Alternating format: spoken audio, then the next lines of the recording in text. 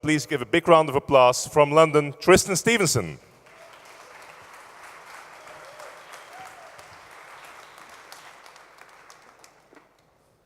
Good afternoon, everyone. Hello. How are you doing? Enjoying the show? I intend on enjoying the show after this, getting around and trying a few things. But thank you so much for coming along to this seminar. And I'm going to jump straight into it. I'm going to need my slides up on the screen, please. I know it looks great and everything, but I'm going to be able to see what's going on here. Can I get the slides up, please, off the computer? There you go.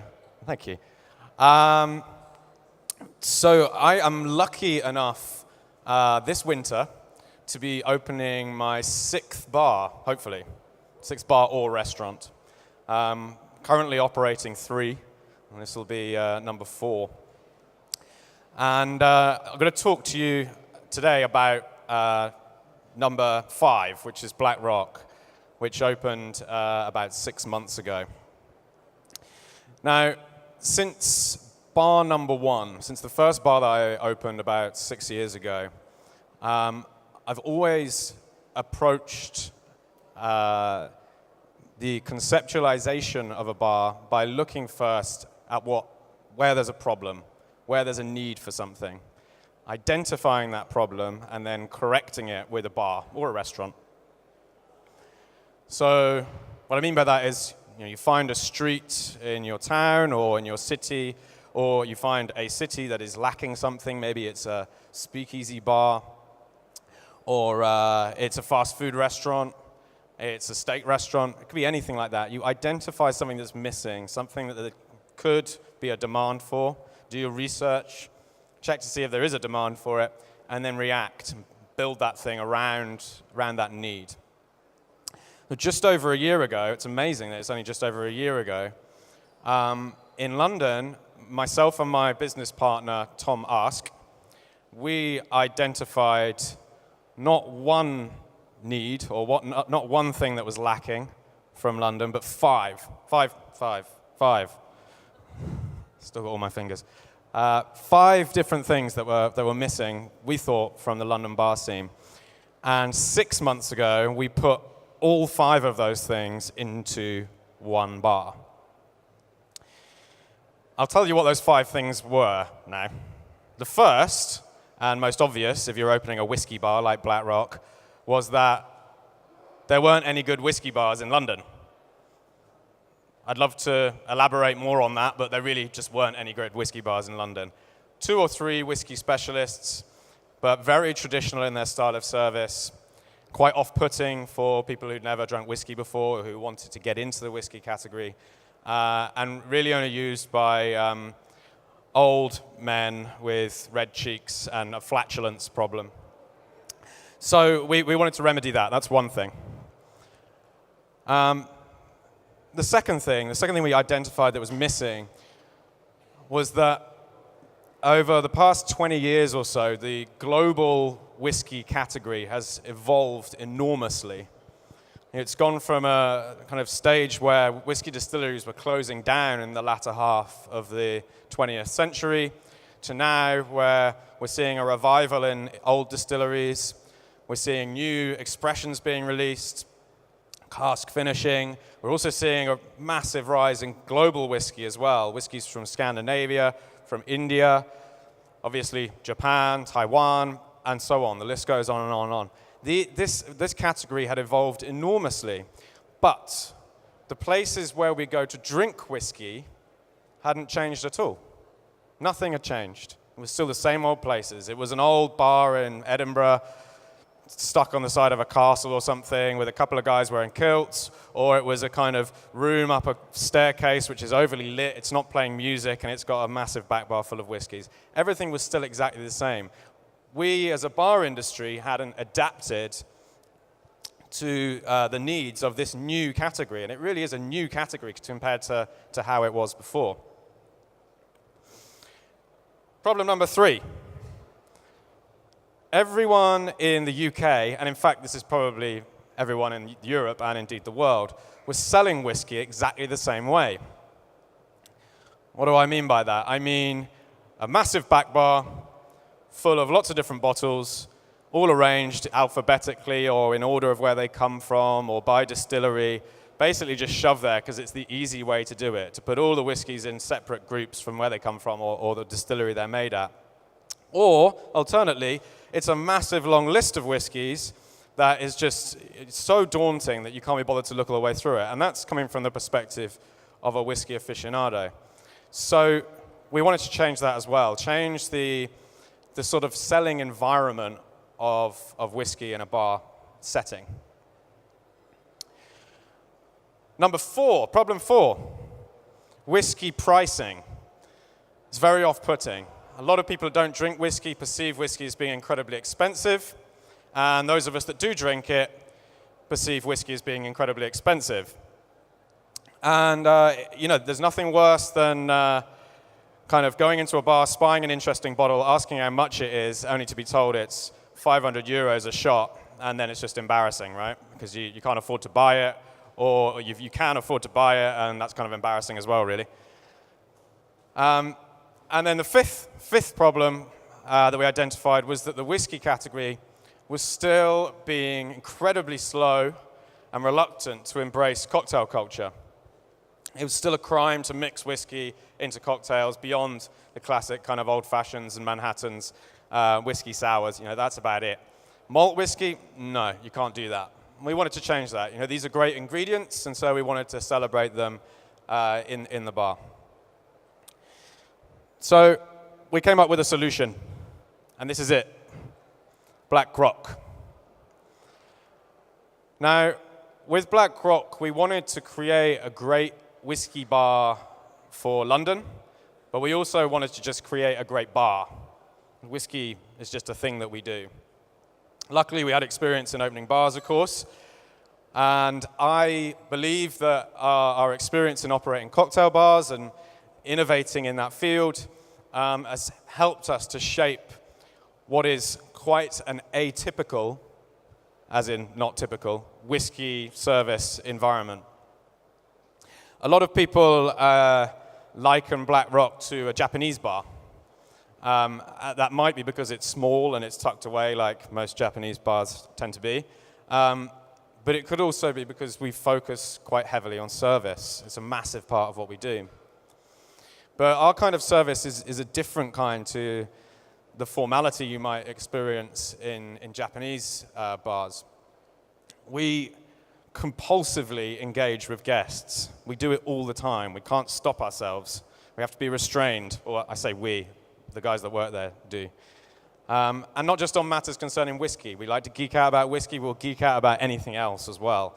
Engaging with our customers is a massive part of selling the concept of whiskey, getting our guests engaged and excited about the whiskey category. You're going to see some of the cool things we've done at Black Rock shortly. But I think before I touch on those, I'd like to say that by far the coolest part of this bar is the team that work there. It's like no secret that they are the secret behind what happens at Black Rock. They are in every single drink. They're the undertone of the flavor of the place and the story behind every single bottle that we serve. This guy here is the manager of our team, Thomas Solberg. He's Norwegian. You'll notice he doesn't look very Japanese. In fact, I can't imagine a less Japanese-looking person. Big guy, an amazing presence in this bar. Not here today, but shout out to him because he's a legend. This guy here isn't very Japanese-looking either. And this is one of the things we did is we approached an illustrator to come up with some artwork that kind of represented what Black Rock was all about. And we didn't want it to be in that kind of whiskey cliche. We don't have pictures of stills and barrels on the walls in Black Rock. We have illustrations like this. We have illustrations of people like Bill Murray, Gene Wilder on the wall, because it's a little bit mad in this place. And we want it to be edgy. We want it to challenge the convention of whiskey. So yeah, we got a series of prints done up by an artist in the UK, kind of represents that kind of, I guess you could describe Black Rock as like casual excess. And that's what this guy kind of represents to me. So, a few things that we don't do. First of all, we don't carry bottles of expensive whiskey around as if they're like a prize-winning cat on a velvet cushion or the World Cup. We treat whiskey like what it is. It's a drink to be consumed. It's not some fragile thing that needs kind of caring to every second of its existence. We don't speak in muted tones, okay? So you won't come in and you find a kind of hushed whiskey tasting taking place in the corner between a bunch of old men who are assessing the nuance of some dram they've just bought. That might happen, but there'll be loud stuff going on as well. We don't play background music. We play hip hop. We let you wear whatever you want, within reason, obviously. Can't come in wearing a mankini. We'll let you dance. If you want to dance, be our guest. You can dance. It's fine. Just don't break any of the whiskey. And we don't judge either. You can drink whatever you like, as long as it's whiskey or beer. So you're good with that as well. So that was problem number one sorted. We wanted to create a great whiskey bar for London. Now, this whiskey bar here is not Black Rock, by the way. I don't know where this bar is. Looks great. But I'm using this image to illustrate a point. So problem number two, if you remember, was that everyone is selling whiskey exactly the same way. Nothing's changed. It's not evolved at all. And I'm going to look a little bit more at that right now as to how that works. So you go into a bar like this, and you've got this enormous array of whiskey on the back bar. And you have kind of two choices, really, when you're sat at the bar. You can either play it safe, okay, and order a whiskey that you recognize amongst that sea of many different bottles, or you can try something new, right? Those are really the only two options you've got. There's no in between, okay? So if you've got any kind of adventure in your kind of drinking habits, the chances are you're going to want to try something new, experience a new drink. You then have three options. You could try something from the same distillery or blender, producer, as something you're already familiar with. So if you're familiar with a certain expression of Glenfiddich, you can try another Glenfiddich expression, kind of confident that the liquid should be in some way similar to the one that you enjoyed last time. You could go for the lucky dip, which basically means just hit and hope, right? And you know, if you're lucky, you're going to get one you like, and if you're not, then you won't get one you like. Or you go bartender's recommendation. Now, bartender's recommendation is probably the best route of all these, because the bartender should know his back bar, should know every liquid, should be able to advise you on what you might like. But that requires two-way communication. You have to be able to tell the bartender exactly what you're looking for. He has to be able, or she has to be able to translate it into one of the bottles on the back bar and then serve it to you. So there's a degree of separation there in the process of choice. And there's also room for error, because the bartender might be really bad at their job. So if you go for something from the same distillery, you're kind of actually just playing it safe, really. But of course, these days, distilleries produce lots of different types of whiskey. Look at someone like Bruichladdich in Islay. Produce all sorts of different whiskies, peated, unpeated, old whiskies, young whiskies, plus there's whiskies they made many years ago that are quite different to the whiskies they're making now. So playing it safe for that distillery is not playing it safe at all. Your chances are you're going to explore virtually all of the styles of single malt whiskey that there is out there. So it could also be a lucky dip. Bartender's recommendation can also be a lucky dip as well. So when you look at this traditional way of buying and conversing about whiskey, really what you're left with is either playing it safe or lucky dip. Either way you go, unless the bartender knows you very well indeed. So this is our solution. And it's based on a flavor map.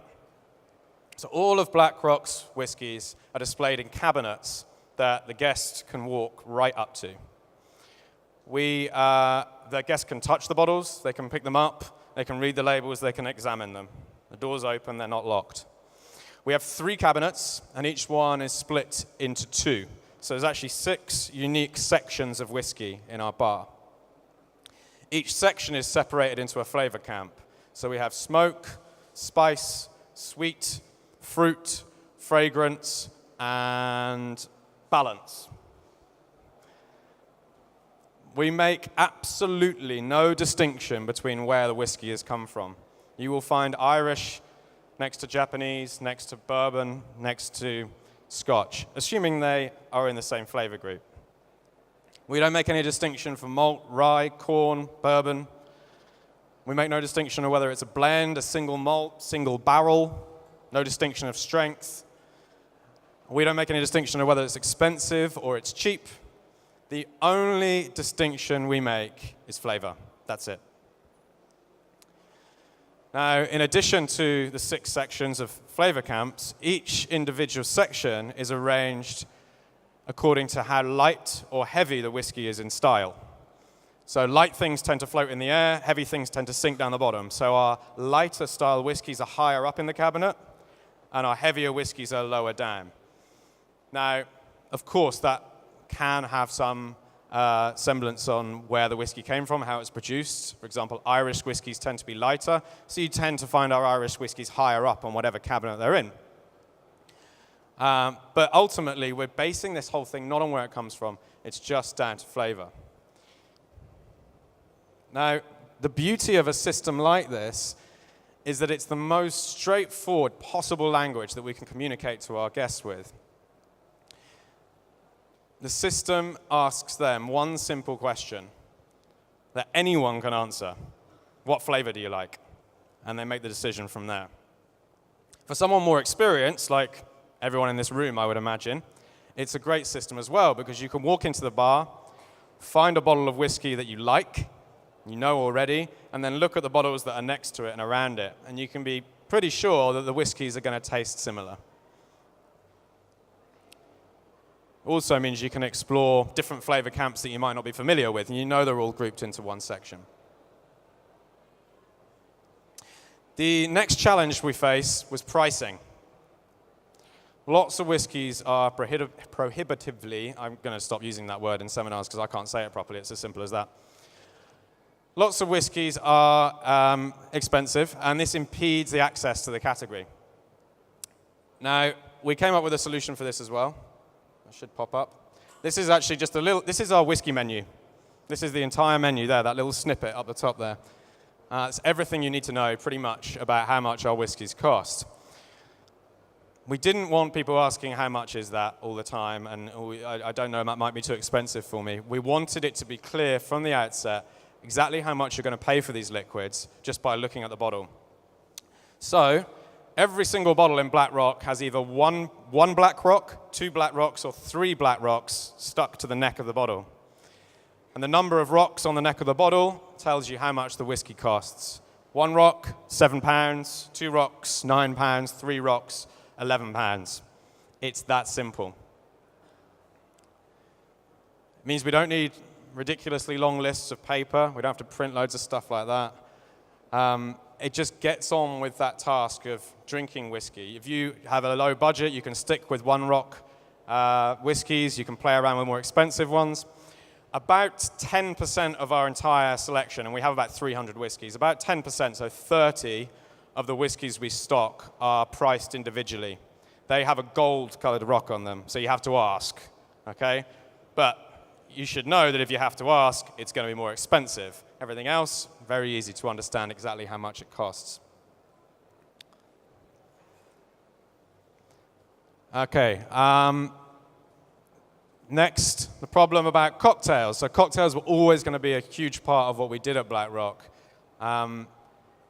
We knew that it was an essential component and something that we could use as a gateway into the whiskey category. You know, demystifying a choice of a specific whiskey is one thing, but integrating whiskey into drinks that have familiar themes and flavors, that's another way of getting people excited about whiskey. We separated the menu into 2 sections, which you can probably see there. Highballs and cocktails. You know, simple terms that indicate the strength of the drink. A cocktail is going to be a shorter drink, probably on the rocks or in a stemmed glass, whereas a highball is going to be much longer. So again, it's just making it easy for guests to understand whether they're going to get a strong drink or a long drink. And there's a few drinks on here that I'll quickly touch upon. You're going to be getting a drink very shortly, actually. Have you got it already? No. No. Everyone's thirsty. I'm thirsty. So, for example, one of the drinks that's on that previous slide, actually, this drink here is called Campfire. It's actually a blend of bourbon and single malt Scotch whiskey. Did he say blended bourbon and single malt Scotch whiskey in the same drink? I have red dots on my forehead from like the whiskey Gestapo.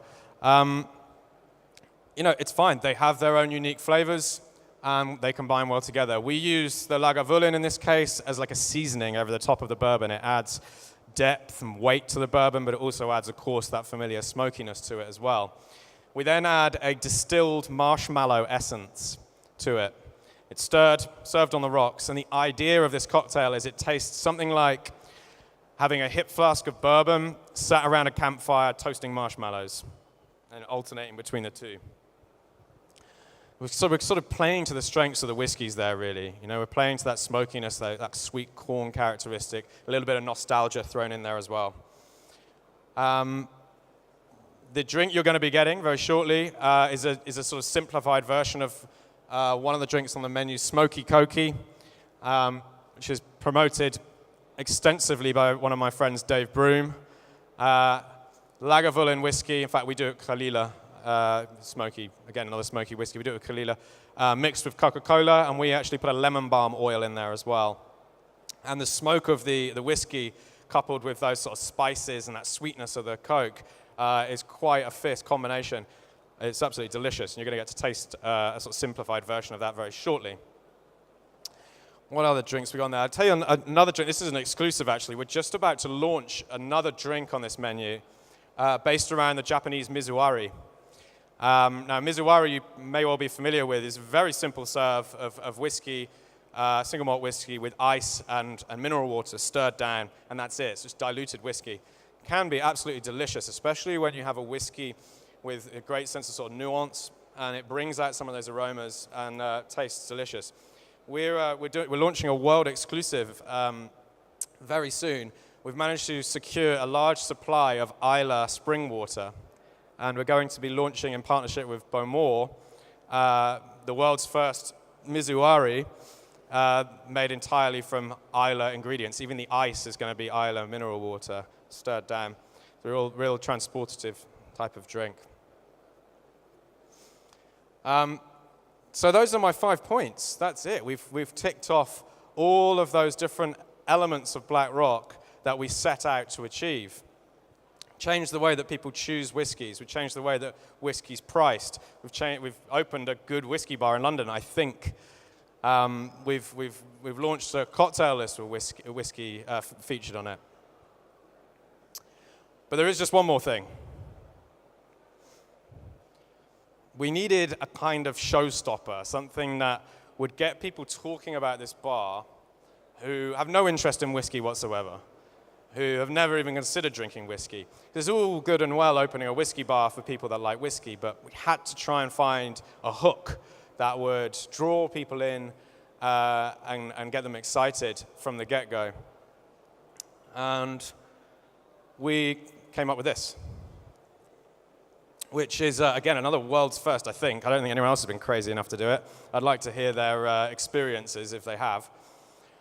So we built a table, which is a bit of an understatement, really, because this is a very expensive table. I can tell you that much. Makes me sweat just thinking about how much it cost. In fact, about half of the build cost of this entire bar was on that table. It's 18 feet long.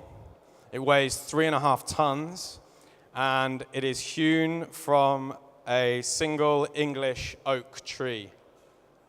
That oak tree actually came down in a storm about 2 years ago, I think.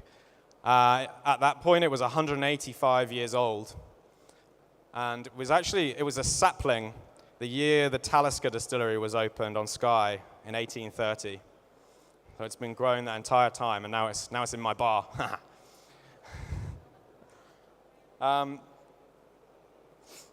It's not any old tree trunk, of course. We've dug out 2 channels down the center of the trunk, as you can see there. And those channels are lined with barrel staves. One of them's lined with European oak that's been medium toasted. The other one is lined with American oak that's got a heavy char on it. and we fill each of those channels up with, well, whatever we want, really. It's my bar. But what we fill them with currently is our house blend of whiskey, which basically comprises of the last 50 ml of every single bottle that we serve. This gets chucked in there. So it's a constantly evolving blend. We make some exceptions. If it's like Yamazaki sherry cask, then we might keep that. But most of our whiskey ends up in there. And it's always changing. We're actually starting to bottle it every month now, so we've got a kind of archive of this evolving house blend. The other channel has got a cherry-based cocktail in there, based on a cherry bounce. It's with rye whiskey, cherry, spices, sugar, that kind of thing. The idea is it sort of fulfills that need for bartender shots, you know? So you always need something quick to access that bartenders can just shoot, right? Or guests can shoot if they want, and that's our shooting drink. It's the cheapest thing we sell, actually. What else do I need to tell you about that? You might notice, we get the picture back up, sorry. We've got taps running down the center of the table. In fact, there's a better picture of it here. You can see the taps on the table. One thing, of course, important with whiskey is having an access to water and being able to add it to your glass, but also just drinking water in bars these days. I mean, I get through lots of water when I'm drinking. And having ready access to that is not really something you see in any bar, you know, and it's always an awkward thing. Oh, they didn't serve water, or it wasn't easy enough to get to it, and that kind of thing. So we were like, look, let's just forget about it and put a tap on every single table. We've got, the water is double filtered, so it doesn't taste like London water, even though it is, which is definitely a good thing. And yeah, there's jugs there, so you can just pour to your heart's content and drink as much water as you need, and of course add it to your whiskey if you like. This is some pictures of the table being made. It took about 12 weeks from start to finish. Literally started as a massive great log that was then sawn into sections. And as you can see, our friend Rob, who's based up in Manchester in the north of England, cut this thing up over a course of a few weeks. I won't tell you how much it cost, but what I will tell you is we had to fabricate a trolley to get it into the bar. So a sort of steel trolley with casters on the bottom so we could wheel it in.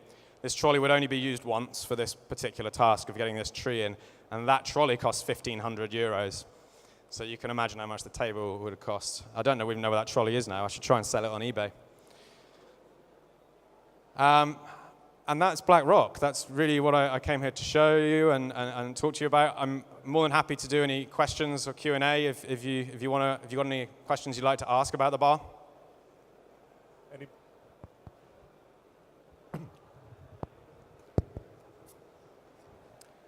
Can you please introduce yourself and then ask a question? Dada from Freiburg, work as a bartender as well. I was interested in how many seats you have in that bar. We have 36 seats. So you can get 20 around the main table, and then there's 4 additional tables on the side, each of which take 4. We're not too precious about people being seated. It's a small bar, so you can't take it you can't go too crazy with it, but we don't mind a 5th person standing around a table, for example, because as I say, it's designed to have that laid-back, kind of casual, free to do whatever you want sort of atmosphere. Anybody else?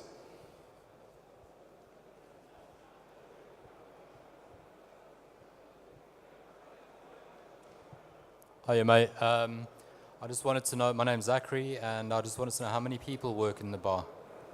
Yeah, good question. If it's early in the week, it's 1. We just have 1 guy there, Tom, who I showed you a picture of earlier. And on busy nights, there'll be 3. So you'll have 2 just generally doing service. One thing I didn't mention, actually, is we don't have a bar.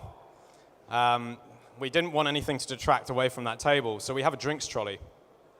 And the guys make drinks on the drinks trolley.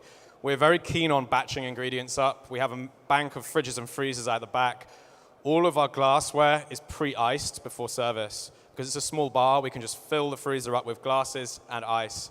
So it's a very quick style of service for both the drinks, mixed drinks and the whiskey.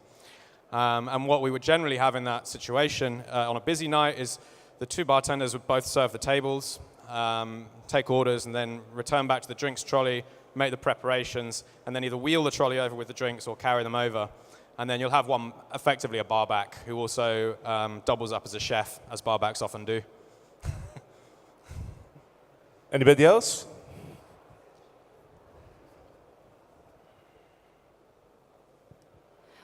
Hi.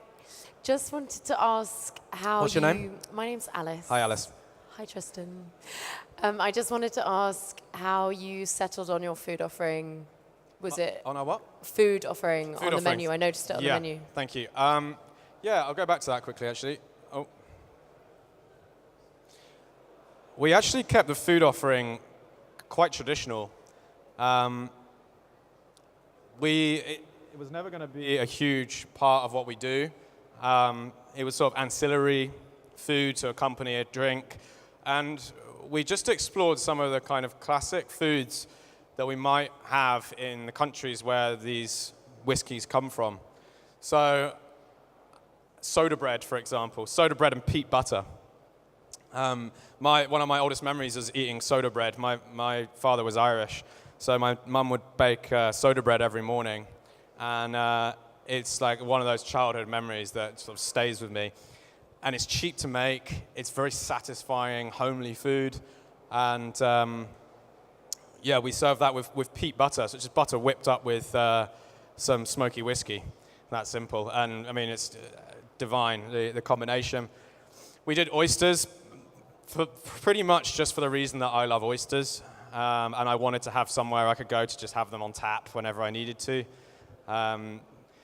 But they sell, of course. I mean, if you ever go to some of the Islay distilleries, I remember my first time I went to Lagavulin, I turned up on at the ferry there, at the what do you call it, pier outside the back of Lagavulin, and they were waiting there with a bottle of Lagavulin and a whole load of oysters, and it was just Lagavulin on the oyster, slip it down. Amazing. And so I suppose probably some small part of including oysters was recreating that experience that I had of drinking whiskey and oysters together. Haggis balls.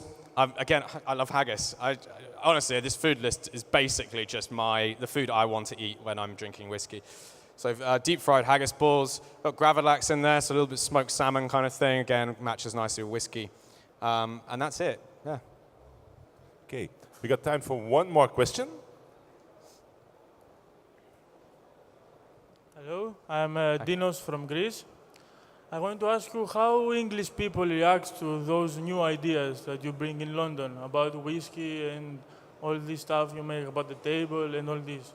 So the question was, how do English people react to new ideas and concepts, yeah?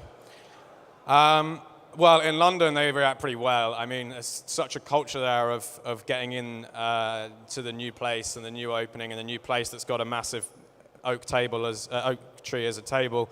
I mean, in a way, it's not a particularly healthy environment for the hospitality industry, because it does breed a kind of in one day, out the other sort of situation. But the good thing about London is it's big, and there are a lot of people, a lot of money to spend on going out, and there's quite a well-developed foodie culture there. And so, and the media as well is very supportive of it. The local magazines and newspapers report on it extensively. So it's quite easy to open a bizarre concept and get people straight through the door. The difficulty is keeping them there once the kind of initial energy of the opening is worn off, and actually it becomes clear that this place is just a bit weird. So you can't get away with just opening a ridiculous concept. It's got to have some credibility to it in order to last the test of time. Okay, thank you, Tristan. Maybe give him a round of applause. Tristan Stevenson.